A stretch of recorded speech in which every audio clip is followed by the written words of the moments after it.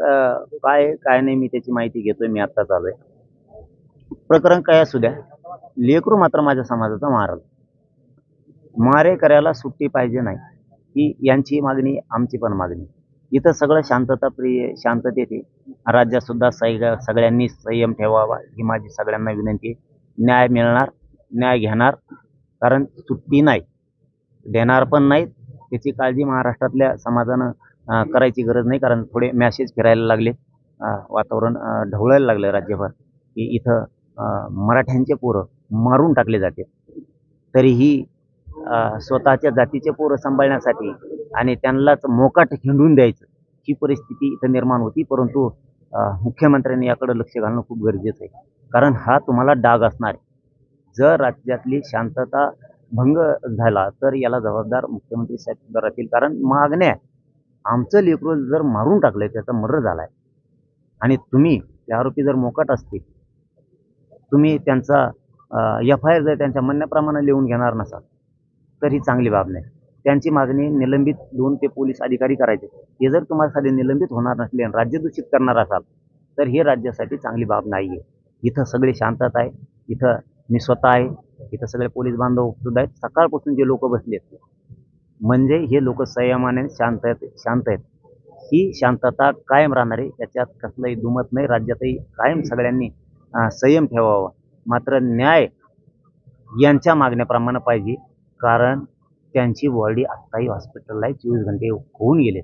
किमान सरकारनं, मुख्यमंत्र्यानं त्यांच्या खून झालाय, त्यांच्या प्रेताशी खेळू नये. आमच्या गोरगरीब मराठ्यांच्या भावनेशी खेळू नये. तातडीनं या सगळ्या मागण्याची मान्य होऊन न्याय देणं या लोकांना गरजेचं आहे. यांना न्याय पाहिजे म्हणून इथं बसलेत. ही रास्ता रोको नाहीये. त्यांच्या जीवाभावाचा माणसाचा मर्डर झालाय, खून झालाय, आणि इथं जर तुम्ही त्यांची मागणी मान्य करणार नसाल, त्यांना जर न्याय देणार नसाल, तर मग मात्र सरकारनं विचार करणं गरजेचं आहे. आणि लोक जरा आवरा, आपले आसन माज मस्ती काही मगरुरी तर जरा आवरा. त्यांना जरा शिक्षण द्या चांगलं. त्यांना जरा चांगल्या भाषेत सांगा हे चांगलं नाही म्हणून. नेते म्हणून स्वतःचे छाते बडवणारे जे आहेत ना, मोकाट सोडू नका. तुमच्या समुदायाचे आहेत म्हणून मोकाट सोडू नका, कारण आरोपीला जात नसती हे लक्षात ठेवा. तुम्हाला शेवटचं सांगतो, तुम्ही याच्या जाती तोलू नका. कुणाच्या तरी लेकराचा जीव घेणारा हा नराधमच आहे, हा मारेकरी आहे. याला पाठीशी घालू नका आणि जरा शिक्षण चांगलं द्या. जड जाईन बरं का, जर एखाद्या वेळेस संयम या समाजाचा कधी सुटला ना, जड जाईल. तुम्ही लय मराठ्यांच्या भावनेशी खेळू नका. समजून घेत चला.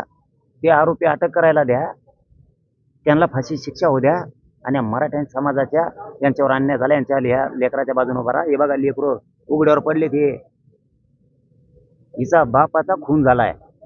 जरा लाज असेल ना तर समाज करू नका नुसता. जरा या जाती तोलू नका. आम्हीही तोलत नाहीत. इथं संयम आहे, संयम राहणारे, पण न्याय मात्र घेणार.